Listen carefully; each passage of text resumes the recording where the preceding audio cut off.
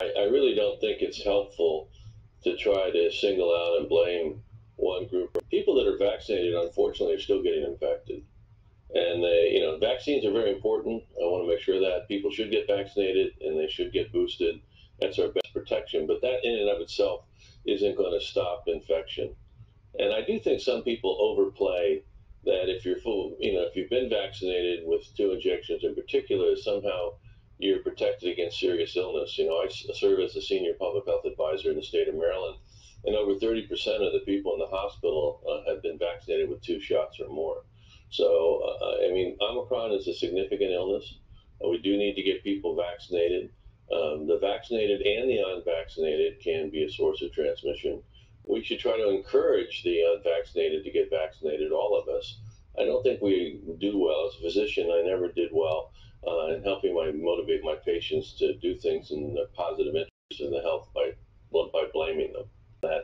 Obviously, vaccines are important, but I think a lot of people try to message this in a contrived way because they somehow think if they tell people that if you're vaccinated, you still may get infected, that's somehow going to tell you not to get vaccinated. No, get vaccinated, stay vaccinated, get boosted, stay boosted, and work with your neighbors and family members and hope you can convince them to also get vaccinated. But I don't think we should mislead people by saying if you're vaccinated, somehow you're somehow protected against serious illness totally. I mean, you are protected compared to the unvaccinated, but you still can get hospitalized. And I think we should just be straight and tell people, hey, get vaccinated, do your best.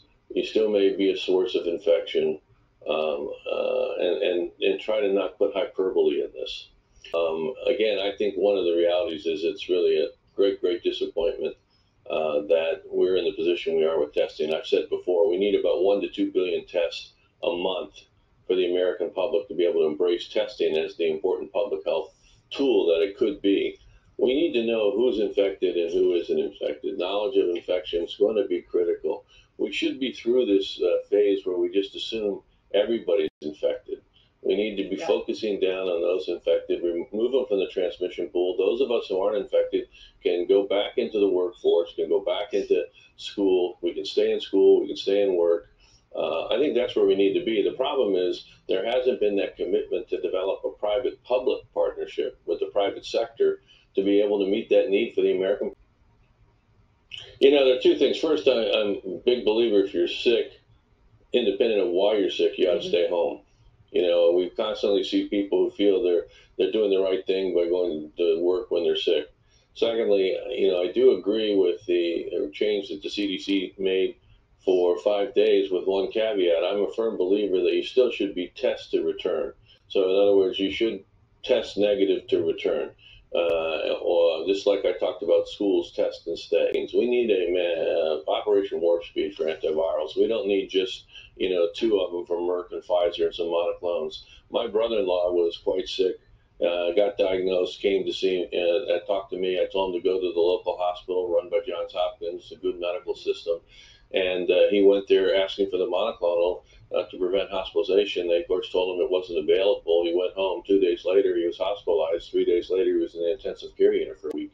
So this is really a major failure not to have the antiviral portfolio right now to serve the American public. And it is the antivirals and the testing that's going to allow us to transition effectively as a nation to deal with this pandemic in the years ahead as an endemic virus that we have to deal with. But we got to get that on board. And there has to be much more of a sense of urgency and a much more openness to bring the private sector in. The government can't do this on their own. They need the private sector. And I think if I'm disappointed, if anything, it's a lack of full engagement of the private sector and private-public partnerships to get testing and get antiviral therapy to where it needs to be. These teachers need to go to work.